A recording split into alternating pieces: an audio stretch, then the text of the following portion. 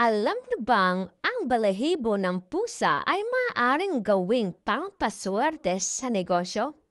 Una mo lamang gagawin kapag may nahulog na balahibo ng pusa, ay agad mo itong kunin at isama sa pabango.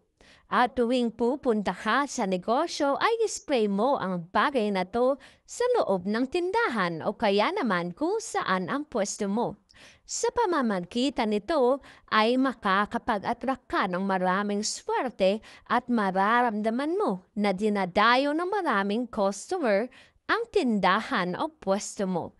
Sa ganitong sistema o pamamaraan, ang manifestation na bag-akit ng maraming benta o customer ay mapapasenyo.